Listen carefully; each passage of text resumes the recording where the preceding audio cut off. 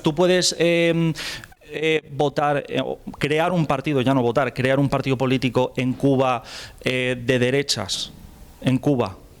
No, pero bueno, si a la gente le encanta la libertad de la derecha y quiere poner partidos de derecha, es su problema. Yo no estoy de acuerdo con eso. O sea, si la opción es poner partidos de derecha, mira, no me interesa la libertad de la derecha. La libertad de la derecha cuesta millones de vidas.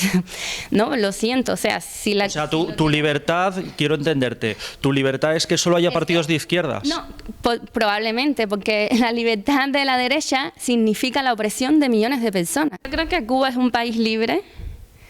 Y bueno, que la gente se sienta más o menos libre dentro de ese régimen ya son otros 5 pesos, pero definitivamente es un país libre. Es un país libre, sí. Vale. O sea, creo que ni siquiera ya quiero que aparezca en mi entrevista, porque todas tus preguntas han sido simplemente polarizar. Vale, estamos con... Amarilis Pérez. Vale, Amarilis, estás aquí, no eres de España, ¿verdad? No, soy cubana-mexicana y estoy haciendo una estancia aquí en la Universidad Complutense de Madrid. Vale, ¿cuánto llevas en España? Muy poquito, 1 mes. Vale, ¿y qué tal de momento España y demás? ¿Has superado tus expectativas? ¿Decepcionada? Es difícil, como decir toda la experiencia de una. Me han tratado muy bien aquí en la universidad. Me han dado todas las condiciones para estudiar, pero también he tenido otras experiencias en la calle que es compleja, que tiene que ver con algunos de los temas candentes que hay ahora en la ciudad, por ejemplo, el tema de vivienda, el tema de discriminación, bueno, el tema de la migración, de refugiados, etcétera, ¿no? Vale, te quería preguntar, ¿naciste en Cuba, entiendo? Sí, viví en Cuba hasta los 26 años, de hecho soy residente de Cuba actualmente. No estoy quedada, que era un término que se usaba antes para las personas que emigraban de Cuba.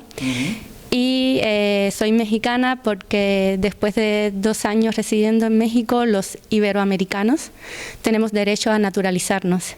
Yo llevo 12 años viviendo en México, así que superé con creces ese tiempo estimado para hacer eso, pero como era estudiante no funcionaba, mi documento no era un documento migratorio, entonces no contaba para esta ley de naturalización. Vale, entendido.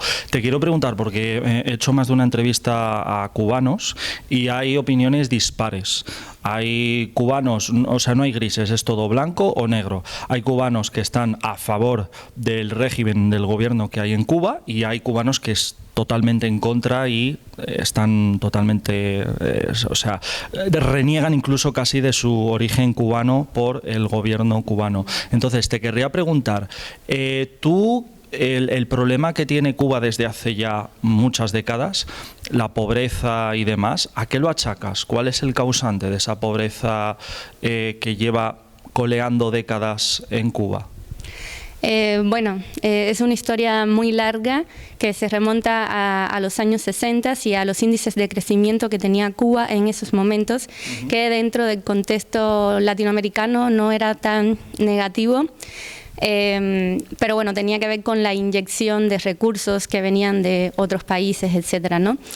Todos esos recursos al momento que triunfa la revolución, pero sobre todo que se nacionalizan determinadas empresas como electricidad, petróleo, etcétera, se retiran.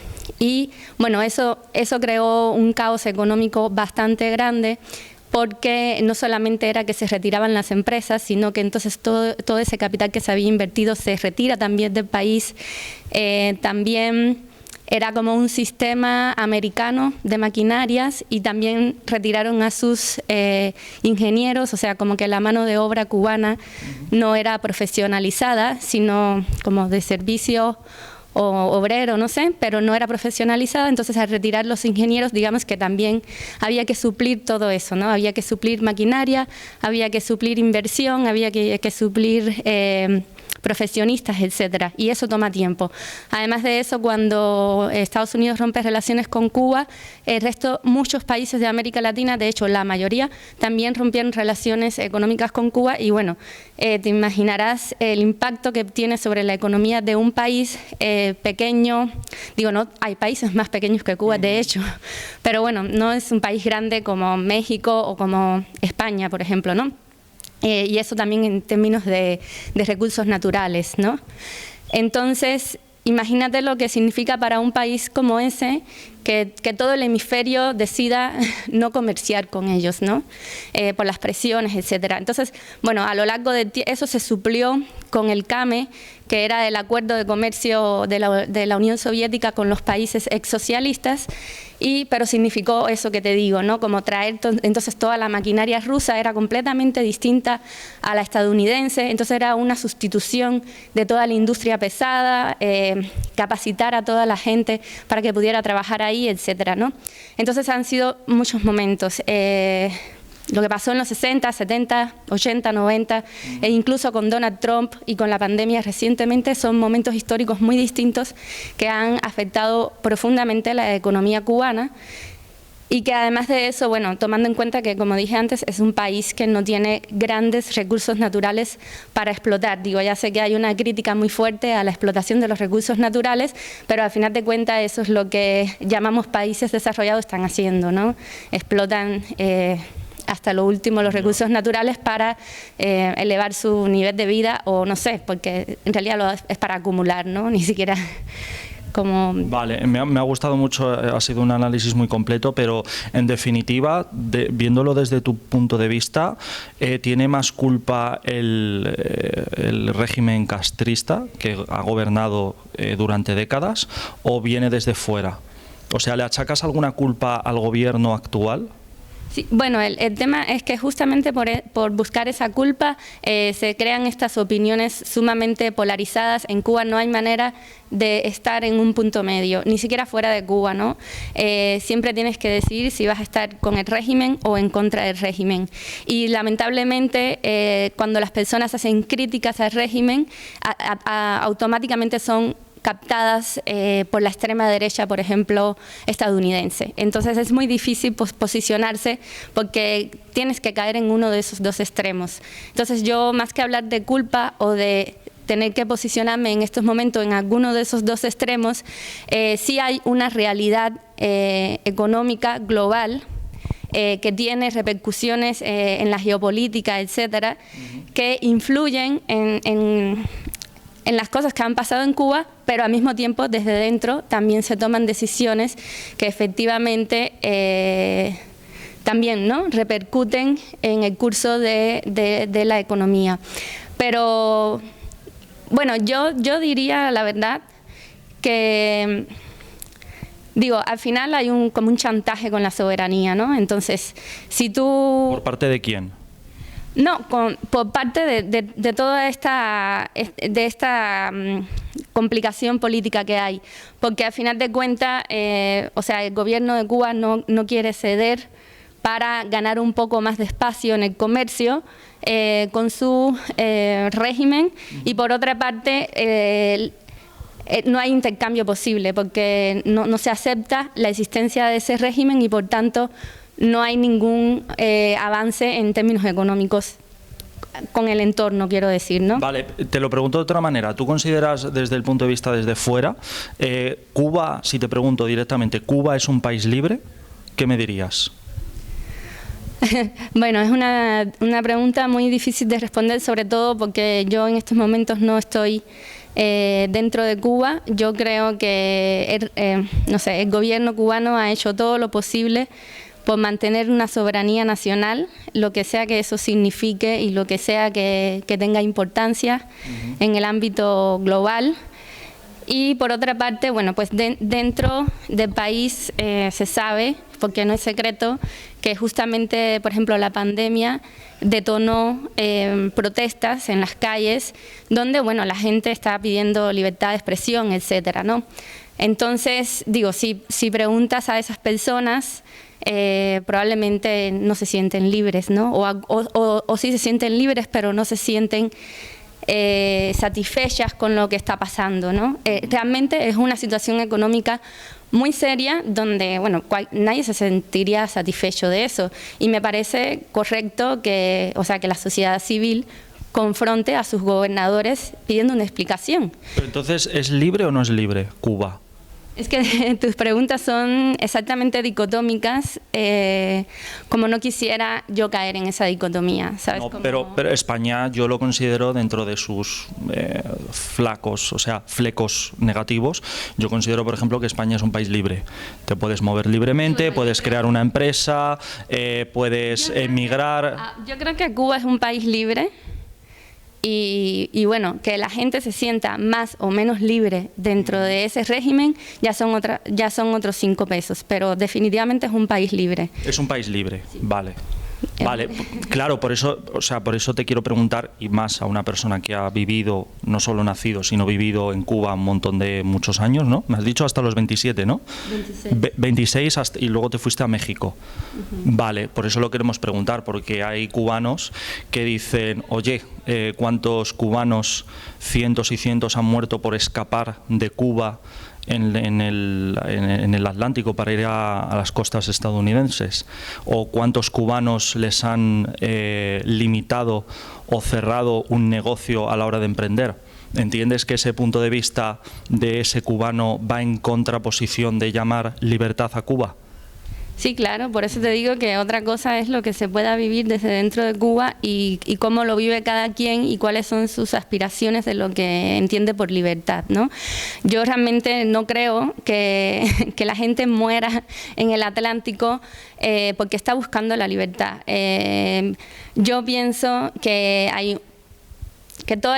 todo el tema de los migrantes indocumentados y de los refugiados está tratado de una manera bastante perversa como un camino hacia la libertad, cuando en realidad se trata de países que han estado sometidos a determinadas condiciones bastante desesperantes para la población, que los obliga a tomar este tipo de decisiones y que además los países que justamente participan en la creación de estas situaciones no se responsabilizan en lo absoluto con que estas personas lleguen bien, negándoles, por ejemplo, las visas, ¿no? No existen visas, o sea, eso es una realidad que vive España. España viene siendo como el Estados Unidos para África. Entonces, no me puedes decir que tú haces una guerra genocida en Palestina y después decirme que esa gente está buscando la libertad. No, bueno, ¿cómo se quedaron sin libertad y cómo salen en unas condiciones pésimas, porque ni siquiera ningún país del norte de Europa está dispuesto a crear los mecanismos reales para poner a salvo esta población? Entonces, lo mismo, para mí no es ningún camino de la libertad, y digo, hay gente que lo puede entender diferente, pero es un camino perverso de la libertad, es un camino lleno de sufrimiento y donde no se crea absolutamente ninguna condición para que estas personas lleguen vivas y bien al otro lugar. Claro, pero yo te lo quiero preguntar de cuando tú me dices los países son los que no propician que esos inmigrantes lleguen de forma óptima.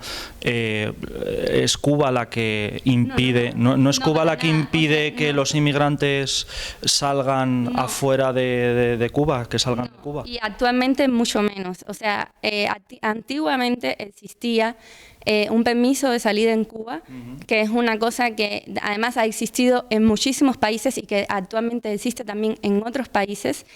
Y bueno, sí, eso era una restricción migratoria para salir de Cuba bastante compleja y que en dependencia de tu profesión o de tu vida o de tu oposición al régimen o lo que fuera, disidencia, se podía complicar mucho. Eso no existe desde 2013, si no me equivoco. Pero realmente la dificultad mayor para los cubanos salir de Cuba, aparte del tema económico, por supuesto, son salarios muy bajos que no tienen nada que ver con los precios del mundo exterior, pero otra razón real para no poder viajar es la visa, y la visa la ponen los otros países, no la pone Cuba. O sea, Estados Unidos pone una visa súper difícil a los cubanos y de hecho con Trump cerraron la embajada de Estados Unidos en Cuba, que recientemente, después de como casi 60 años estuvo cerrada, la abrió Obama y por una locura que llamó ataque supersónico sacó a todo el personal diplomático de la embajada de Estados Unidos en Cuba, y esto obligó a que las personas que estaban solicitando visas de reunificación familiar con sus familiares que ya vivían en Estados Unidos tuvieran que viajar a terceros países para poder solicitar la visa. Pero te digo más, la visa que le pide México a los cubanos es probablemente todavía más difícil, porque como es el tránsito, el territorio de tránsito hacia los Estados Unidos es como, diga, ya todo el mundo lo sabe, eso está más que estudiado, es la frontera de Estados Unidos, ¿no? Entonces, por eso es difícil como polarizar. Sí, la gente, cuando yo llegué a México me hacía esa misma pregunta el carnicero, me decía, ¿en Cuba son libres? Y yo le preguntaba, ¿qué quieres decir con libertad? Y me dice, ustedes no pueden salir de Cuba. Y yo le preguntaba, ¿en qué país yo estoy? En México. ¿Y usted ha salido de México? No. Entonces usted tiene supuestamente toda la libertad para salir, pero al final tampoco tiene dinero suficiente para hacerlo y solamente descansa un día a la semana, no tiene vacaciones y por tanto tampoco se puede ir a ningún lugar. Pero en México pueden votar a distintos partidos políticos de distinta ideología. En México pueden crear una empresa y enriquecerse. Sí, ¿no? Yo en ese sentido sí creo que, bueno, que finalmente pienso que en Cuba se pudieron hacer las cosas diferentes y sobre todo para garantizar en el futuro el compromiso de la juventud y el interés de la juventud con el proyecto.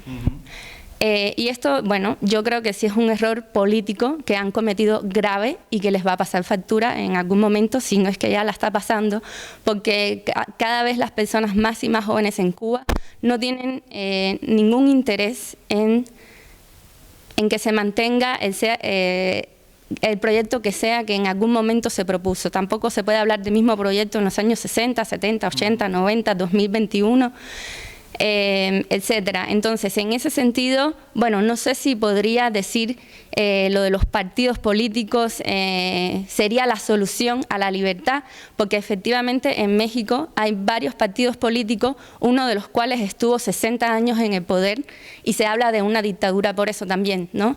Pero peor que eso es con toda la democracia representacional que quieran, hay, no sé, como 160.000 desaparecidos o más, que se remontan desde los años 60. Entonces, para mí no es una democracia, hay muchísima represión y muchísimos muertos en México.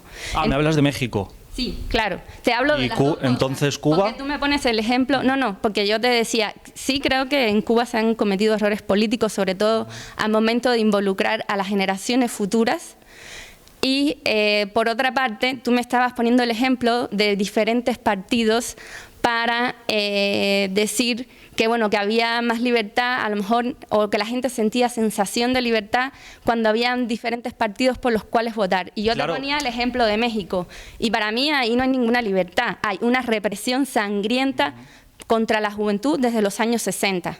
Y ha habido un partido en el poder hasta hace poco que estuvo 60 años en el poder. Pero te digo más, ahora mismo que vienen las elecciones en Estados Unidos y que los palestinos que viven en Estados Unidos se han pronunciado por esto.